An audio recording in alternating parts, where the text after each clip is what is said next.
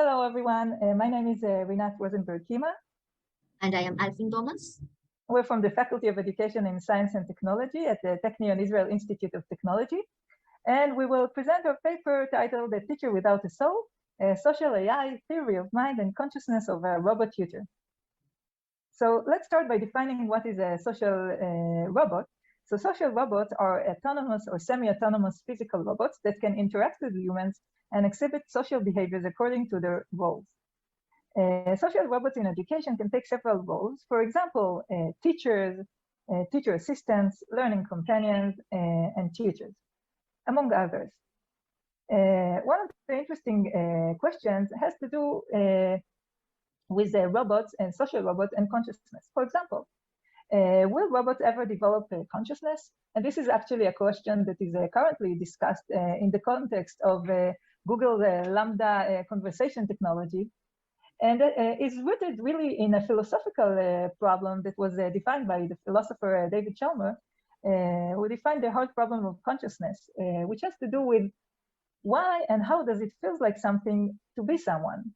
So in this context, will it or does it feel like something to be a robot? And it's interestingly there is not an obvious answer to this question at the moment. And this leads to the next interesting question, which is, should robots with no consciousness play a significant social role in the classroom? So it has to be said that right now, in terms of social AI, while there are technologies, for example, for emotion detection and emotion expression, these technology don't claim to create consciousness within the robot. So it's more like creating a conscious-like robot. So the research questions we were interested in are, what is the effect of social AI abilities on participants' perception of social robots theory of mind, perception of social robot consciousness, and acceptance of social robots in education. And we did that by designing a control study where we manipulated the robot's ability to express its feelings, so he either expressed or didn't express its feeling, and to detect its feelings, so he either detect the student's feelings, so he either detected or didn't detect the student's feeling. In our study, 120 participants recruited at Amazon Tutor.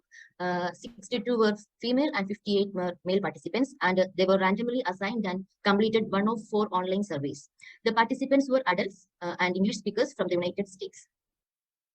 So the participants responded to 3 questionnaires. First one, the social robots theory of mind assessment scale. We created and validated the social robots theory of mind assessment scale and found 3 subscales. And second question was perceptions of robots consciousness. And the third and the last one, acceptance of social robots in education.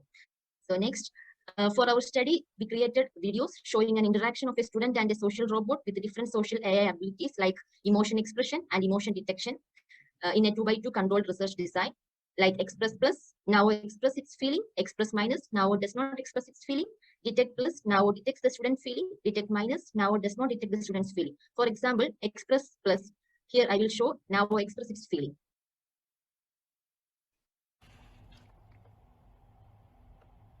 Ah, you gave the wrong answer.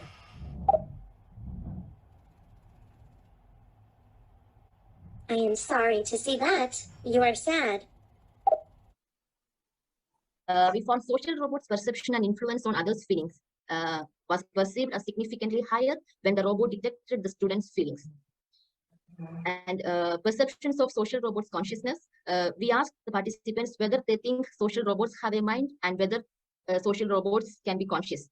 Interestingly, the participant responded different answers, varied from strongly disagree to strongly agree, and a wide range of opinions like, and were not normally distributed, and no significant differences found between the conditions for the perception of robots' consciousness.